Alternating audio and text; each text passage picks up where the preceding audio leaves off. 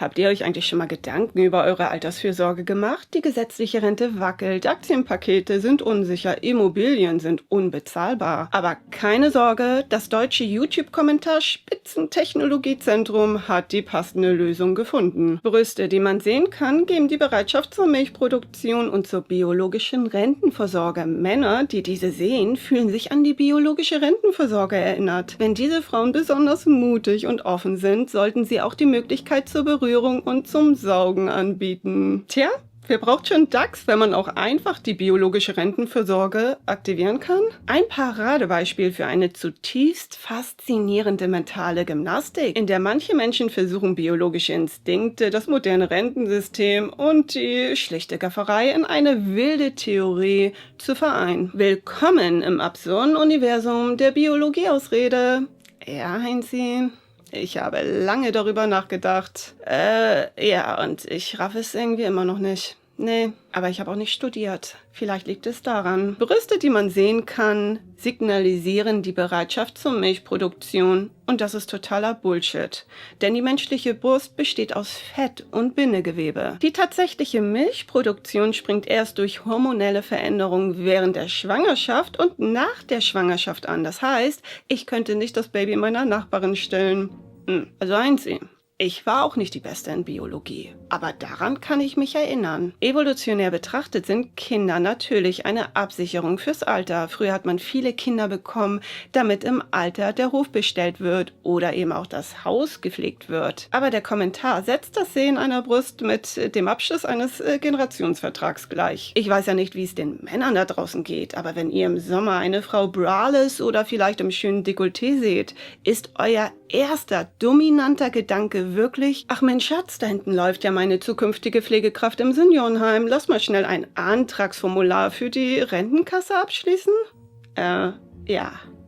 Denkt ihr das wirklich? Da versucht also jemand ernsthaft, seinen ganz normalen starren Blick beim Vorbeigehen zu einer staatstragenden Handlung aufzuwerten. Man glotzt nicht einfach, nein, man macht sich quasi Gedanken über das Umlagesystem der Rentenkasse. Und genau das ist der eigentliche Witz dieser ganzen Logik. Und vor allem der Satz: Wenn diese Frauen besonders mutig und offen sind, dann sollten sie auch die Möglichkeit zur Berührung und Saugen anbieten. Eine Frau, die sich also kleidet, wie sie möchte, ist nach seiner Definition in der Pflicht, dann auch zu liefern. Wer A sagt, Dekolleté zeigen, muss dann auch B sagen, Dienstleistungen anbieten. Der öffentliche Raum wird quasi wie ein Supermarkt verstanden, in dem die Ware öffentlich ausliegt. Denn wer die Verpackung sieht, hat nach seiner Logik dann auch das Recht, die Packung aufzureißen. Es wird so getan, als gäbe es Verträge, die man abschließt, ohne davon zu wissen, nur weil man im Sommer keine Winterjacke trägt. Es ist im Internet extrem modern geworden, das eigene Verhalten mit pseudo-evolutionärer Psychologie zu rechtfertigen. Sätze wie: Ich kann nichts dafür, dass ich betrüge,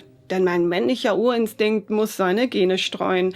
Oder ich kann nichts dafür, dass ich starre, denn mein Gehirn leitet gerade die biologische Rentenversorgung ein.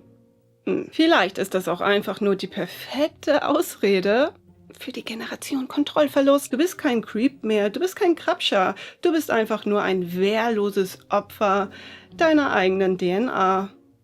Warum rede ich darüber? Und dann kommt Michael. Michael kommt nicht mit einer Gegenfrage oder mit einem Moment mal, sondern einfach: Der Meinung bin ich auch. Verrückte Ideen sterben bekanntlicherweise nicht daran, dass sie verrückt sind, sondern weil irgendwo auf der Welt ein Michael sitzt und schreibt ja. Es braucht überhaupt keine logischen Argumente oder Beweise. Es reicht einfach, wenn sich zwei Leute im Netz finden und sich gegenseitig zunicken. Und plötzlich wird aus dem bizarren Gedanken eines Einzelnen eine vermeintlich geteilte Wahrheit. Das Ganze spiegelt eine tief gesellschaftliche Konsumhaltung wider, denn der öffentliche Raum wird von vielen Menschen wie ein Katalog verstanden. Was ich sehe, das bietet sich mir an. Es ist die Unfähigkeit zu verstehen, dass das Leben anderer Menschen, insbesondere der Körper von Frauen, nicht als interaktives Angebot für Passanten existiert. Eine Frau zieht sich nicht an, um dir ein biologisches Versprechen zu geben.